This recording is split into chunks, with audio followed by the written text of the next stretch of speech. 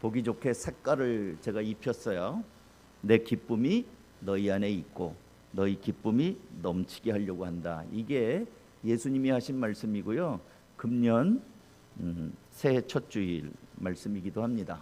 대개 새해 첫 주일에는 이렇게 한번 살아보자는 방향을 제시하는 표라든지 주제가 되는 말씀을 전합니다. 1월 첫 주일이니까 금년표 현수막이 붙어 있죠. 예수님의 기쁨이 충만한 제자가 되자. 그래서 오늘 설교 제목도 예수님의 기쁨이 충만한 제자가 되자입니다. 근데 여러분, 먼저 말씀드릴 거는 기쁨하고 재미는 다릅니다. 예를 들어서 밤새도록 PC방에서 게임을 하잖아요. 그 게임을 재밌다고 하지 게임이 기쁘다 그러진 않아요. 그렇죠? 게임을 하니까 너무 기쁘다 그러지 않아요. 게임이 너무 재밌다 그러죠. 또 밤새도록 화투짝을 들고 고스톱을 치는 사람들은 마찬가지예요. 이걸 재미로 치지 야, 이 고스톱을 치니까 너무 기쁘다 이러는 사람은 없어요. 이런 재미는 근데 금방 날아가 버립니다. 휘발성이 있어가지고 인터넷이 꺼지고 게임이 오버가 되면 재미도 끝나고요, 마음에 허탈감이 찾아옵니다. 그러니까 이 허탈감을 채우기 위해서 또 키는 거예요. 그래서 자꾸 게임을 하다 보니까 중독이 되는 겁니다. 화투도 마찬가지예요. 노름하는 사람들 말이에요.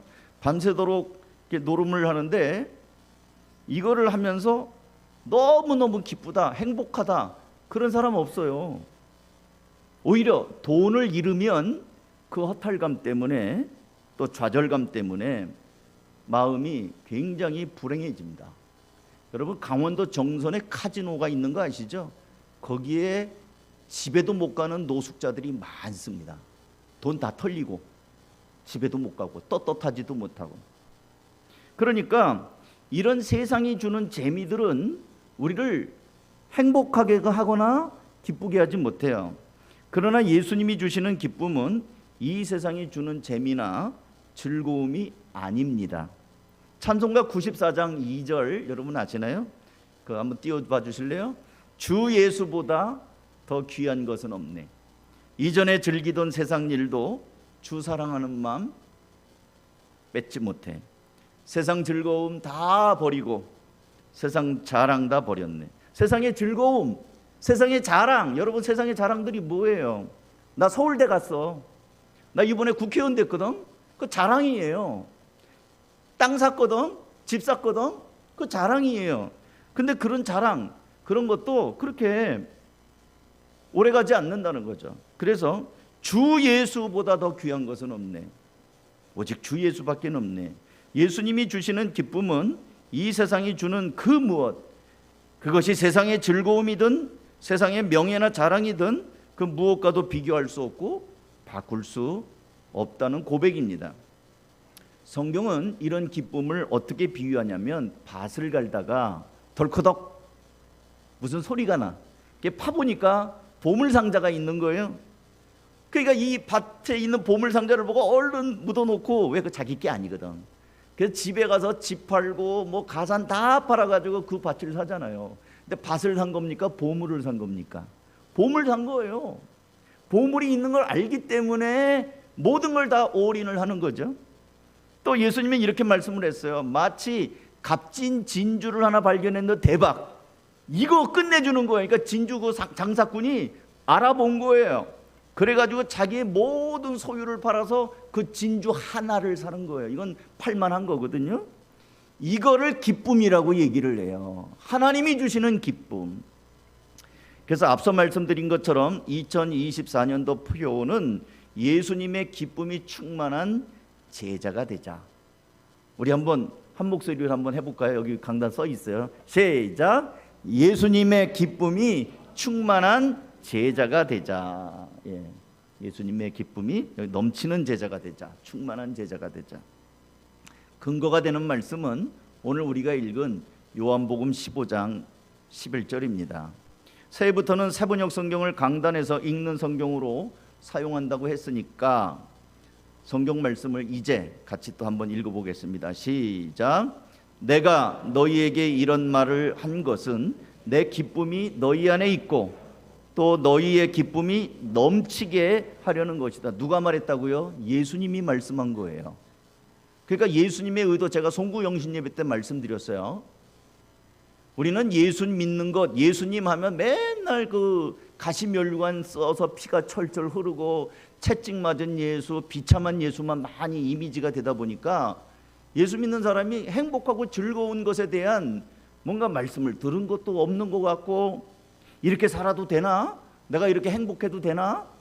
잘 그게 훈련이 안 돼 있어요. 근데 사실 예수님께서는 기쁨을 주려고 한다고 그러잖아요. 내가 너희들에게 이런 말씀을 하는 이유는 너희들 안에 나의 기쁨, 예수님이 기뻐요. 기쁨이에요. 내 기쁨이 너희 안에 있고, 그 다음에 그 정도가 아니라 너희에게 이 기쁨이 넘쳐나도록 하는 것이다. 여러분 기쁘세요? 행복하세요? 이게 우리가 잘 표현이 안 돼 있단 말이에요. 그래서 금년에는 제가 구체적으로 이제 기회가 될 때마다 말씀을 드리고 실습도 하고 방향도 제시하고, 그래서 여러분이 정말 기쁘고 행복한 삶을 살 수 있도록 도와드리려고 해요. 그러면 이제 오늘 첫 시간인데 우리가 어떻게 예수님이 주시는 기쁨을 충만하게 누리며 살 수 있을까? 첫 번째는 저 현수막에도 다 써놨어요. 예수님의 기쁨이 충만한 제자가 되려면 날마다 하나님의 은혜를 묵상하며 사는 거예요. 여러분, 우리가 흔히 어떤 일에 자기가 잘나서 그러냐 으스대고 교만한 사람을 향해서 뭐라고 그러냐면 개구리 올챙이적 생각 못한다고 그래요. 옛날에 올챙이였는데 지금 개구리 됐다고, 꼬리가 쏙 빠지고 다리가, 앞다리가 쏙, 뒷다리가 쏙 나왔다고 해서 자기가 올챙이가 아니었던 것처럼 생각해요. 우리는 처음에는 올챙이처럼 부족한 게 많았던 사람들이에요.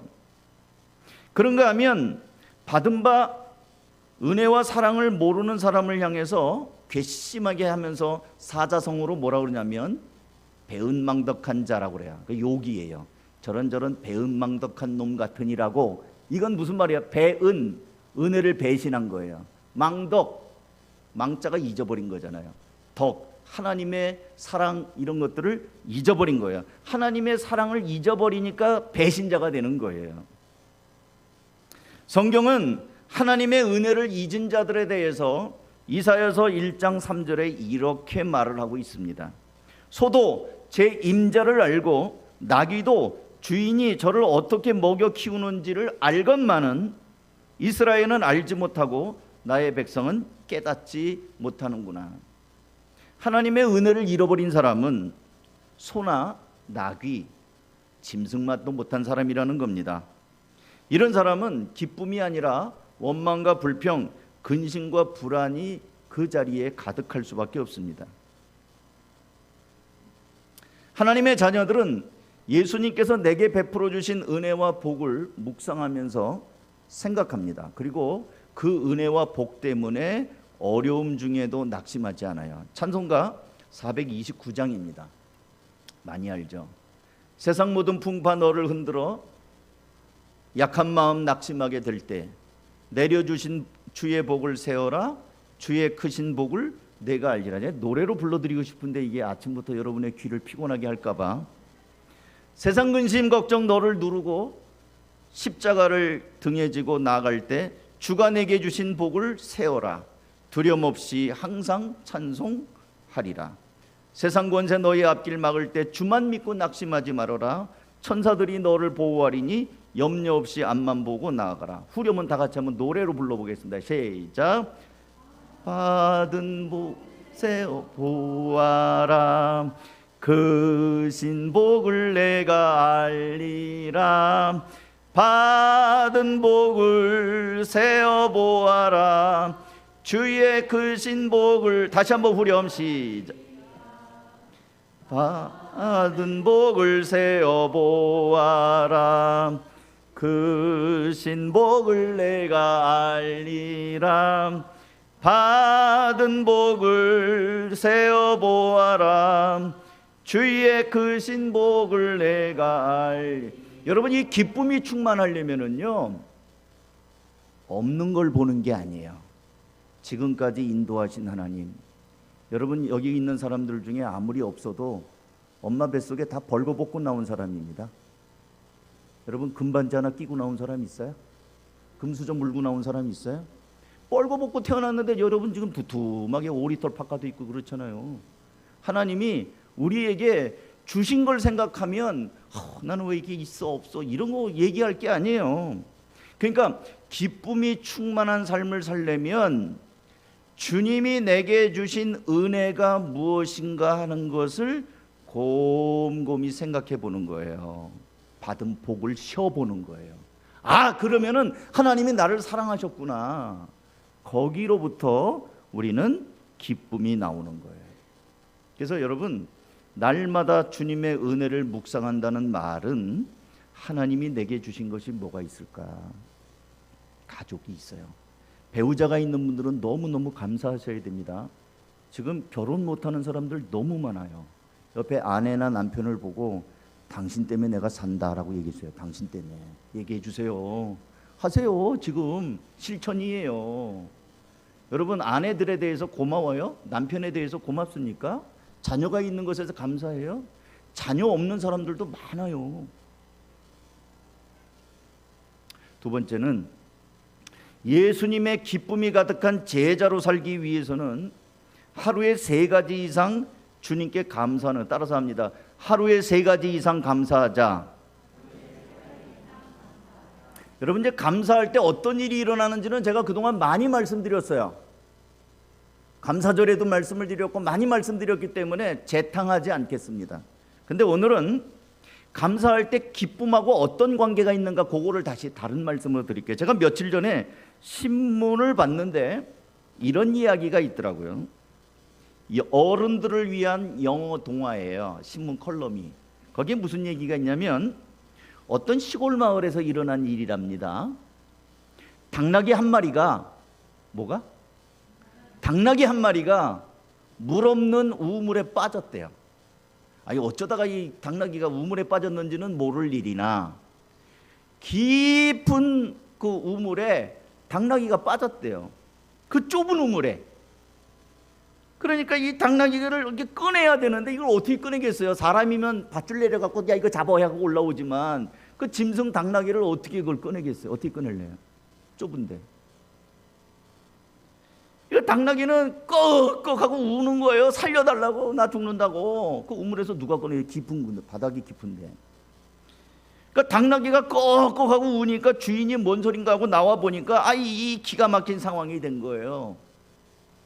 그러니까 주인이 동네 사람들을 다 불러 모읍니다. 큰일 났다고, 내 당나귀가 우물에 빠졌다고, 이거 건져야 되니까. 그랬더니 동네 사람들이 이렇게 얘기를 하더니 무슨 생각이었던지 전부 다 삽을 한 자루씩 갖고 가가지고 푸대자루에다가 흙을 퍼갖고 담고, 무슨 양동이 같은 데 담고, 옛날에 그 삼태기 같은 거 있어요. 흙을 전부 다 담아가지고 우물에다가 흙을 쏟아 붓는 겁니다. 당나귀가 생각을 하는 거예요.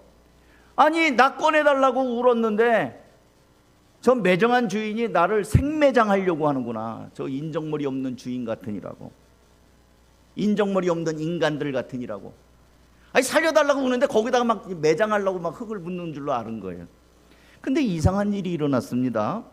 우물 안으로 흙이 쏟아질 때마다 당나귀가 이렇게 털잖아요. 털면서 이렇게 저렇게 하니까 이게 점점 흙이 쏟아질 때마다 어떻게 됐을까요? 하늘이 점점 가까워지는 거예요. 우물 주둥이가 점점 올라가, 가까워져. 사람들이 막 흙을 부니까 당나귀가 생매장 되는 게 아니고 몸을 털고 막 흙을 밟으니까 이게 점점 올라가서 나중에는 우물을 빠져 나왔다는 거예요. 구원의 기쁨을 얻었다. 그게 이제 어른들을 위한 동화, 영어로 쓴 동화예요. 사랑하는 성도 여러분, 여러분 혹시 우물 속에 빠진 당나귀처럼 사방이 막혀있고 어둡고 나 죽었네, 어떡하나, 절망스러운 분이 계십니까? 정신을 못 차릴 정도인 분이 계십니까? 어떻게 살아야 되나 희망이 안 보이는 이 좁아 터진 우물에서 난 죽었구나. 그런 가운데서 감사해 보시기 바랍니다. 감사는, 따라서 합니다. 감사는 절망의 구덩이에서 벗어나게 한다. 이 우물 구덩이다 이 흙을 부은 게 아무것도 아닌 것 같아도요, 이 당나귀가 살아나는 길이었어요. 여러분, 감사가 그런 거예요. 여러분의 삶 가운데 마치 한 삽, 두 삽 부어 던지는 그 흙이 별거 아닌 것 같아도 이 당나귀를 살리는 것처럼 여러분이 어려운 상황 가운데서 하나님 앞에 억지로라도 감사하는 거. 왜 제가 억지로라도 하냐면요, 저희 아버지가 그러더라고요. 입맛이 없어. 아버지, 드셔야 됩니다. 약이라고 생각하고 드세요. 안 먹으면 돌아가십니다. 입맛이 없어도 드셔야 삽니다. 입맛 없어도 밥을 약이라고 생각하고 죽을 약이라고 생각하고 먹잖아요. 목사님, 감사할 게 있어야 감사하죠. 감사할 거 없어도 감사하세요.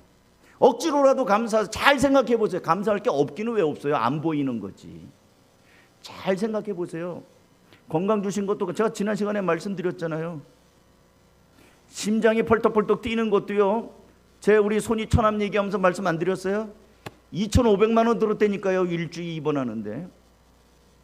치아가 좋습니까? 임플란트 하는데 150만 원이에요. 어떤 사람은 견적이 안 나오는 사람이 있어. 이빨 많이 빠져가지고 1,000만 원씩 들고 막 그런 사람이 있잖아요. 머리카락 하나 심는데도 얼마 드는 줄 아세요? 그것도 그나마 돈 주고 심었는데 또 다 빠져버려요. 정착하는 게 매달팽이 안 돼요. 머리 숱이 많으세요? 감사할 조건이에요.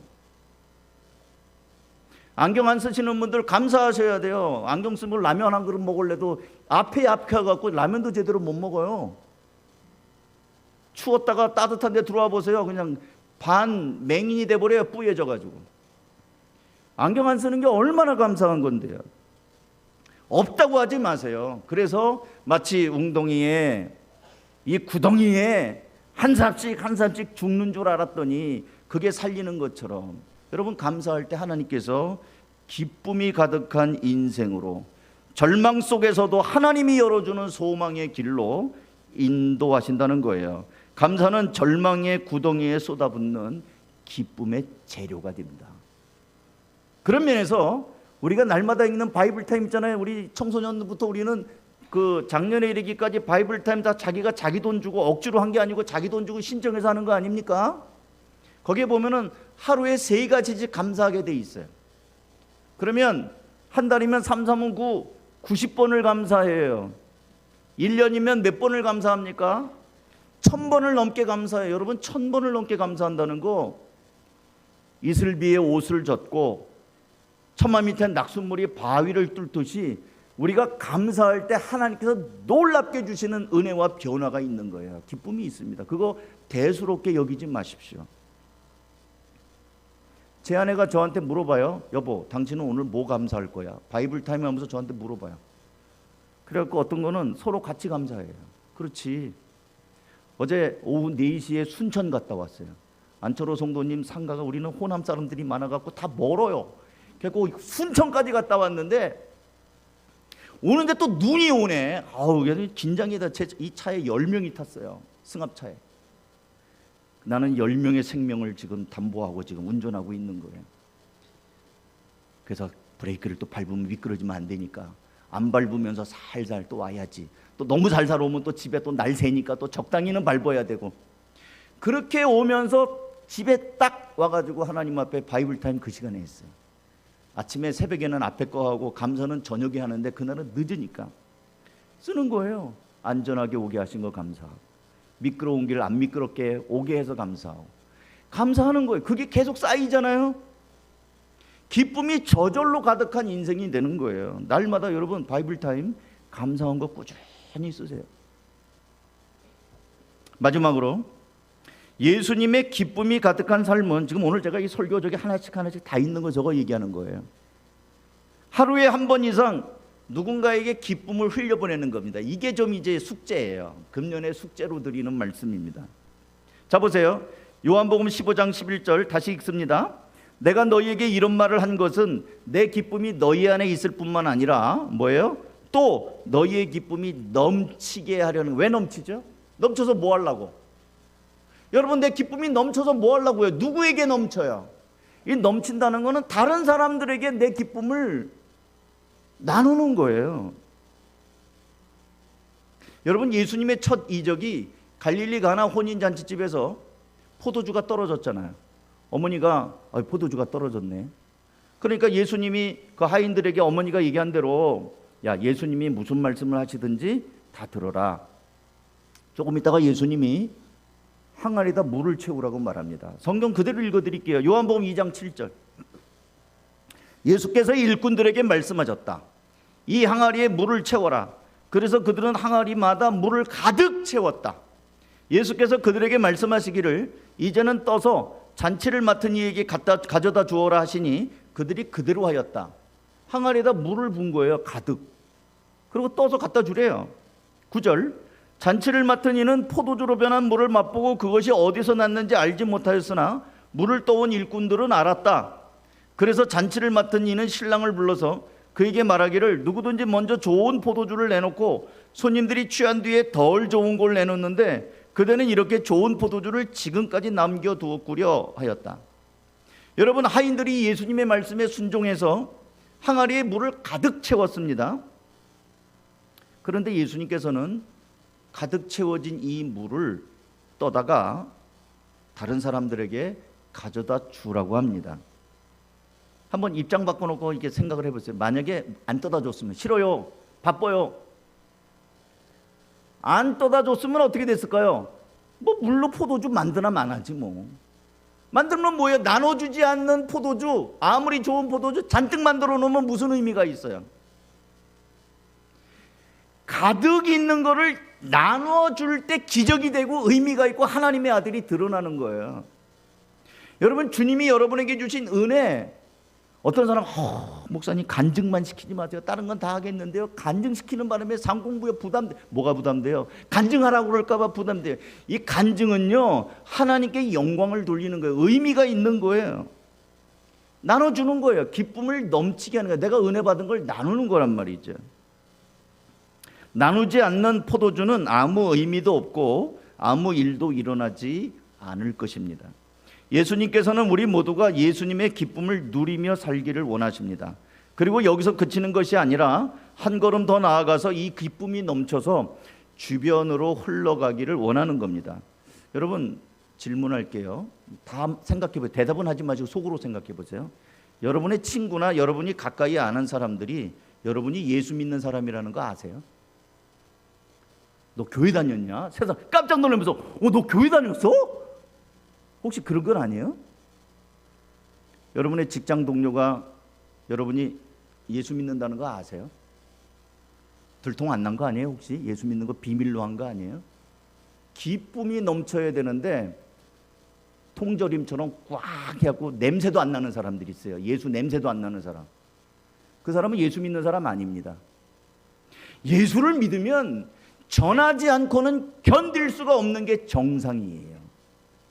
예수가 부끄럽습니까? 예수 믿는 사람 아니에요.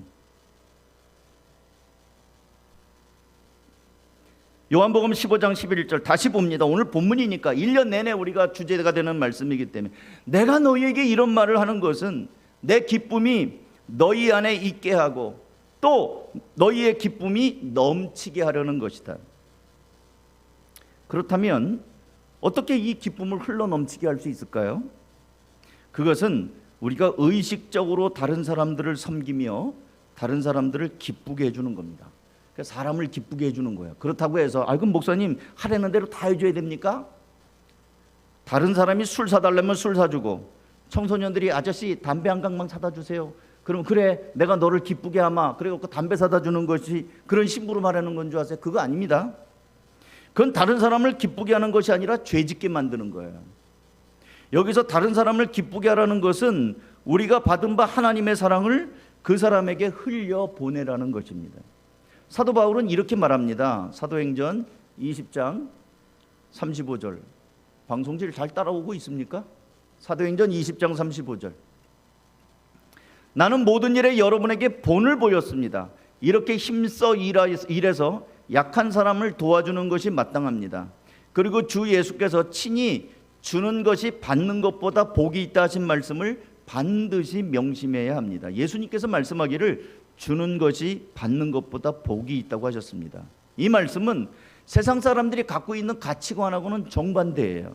세상에서는 주는 거를 복이 있다고 하잖아요. 많이 받아서 내 거가 많아지는 게 복이 있다고 하죠. 근데 기쁨은 다른 사람에게 기쁨을 줄 때 기쁨이 더해져요. 이게 역설의 진리, 파라독스라고 그래요. 다른 사람을 기쁘게 했더니 내가 더 기쁜 거예요. 내가 더. 예수님께서는 지극히 작은 자에게 한 것이 내게 한 것이라고 말씀을 합니다. 이 마태복음 25장 34절에 아주 놀라운 말씀이 있어요. 제가 쭉 읽어드릴게요. 말세에 예수님, 심판대에 서 있는 예수님이 하신 말씀이에요. 그때 임금은 자기 오른쪽에 있는 사람들에게 말하기를 내 아버지께 복을 받은 사람들아 와서 창세 때로부터 너희를 위하여 준비한 이 나라를 차지하여라. 너희는 내가 줄일 때에 내게 먹을 것을 주었고 목마를 때에 마실 것을 주었으며 나그네로 있을 때에 영접하였고 헐벗었을 때에 입을 것을 주었고 병들었을 때에 돌보아 주었고 감옥에 갇혀 있을 때에 찾아주었다 할 것이다. 그때 의인들은 그에게 대답하기를 주님 우리가 언제 주님께서 줄이신 것을 보고 잡수실 것을 드리고 목마르신 것을 보고 마실 것을 드리고 나그네 되신 것을 보고 영접하고 헐벗으신 것을 보고 입을 것을 드리고 언제 병드시거나 감옥에 갇히신 것을 보고 찾아갔습니까? 하고 말할 것이다. 임금이 그들에게 말하기를 내가 진정으로 너희에게 말한다. 너희가 여기 내 형제 자매 가운데 지극히 보잘것없는 사람 하나에게 한 것이 곧 내게 한 것이다. 할 것이다. 그리고 예수님께서는 이렇게 말씀합니다. 누가복음 6장 38절 남에게 주어라. 그리하면 하나님께서도 너희에게 주실 것이니 되를 누르고 흔들어 넘치도록 후하게 되어서 너희 품에 안겨 주실 것이다.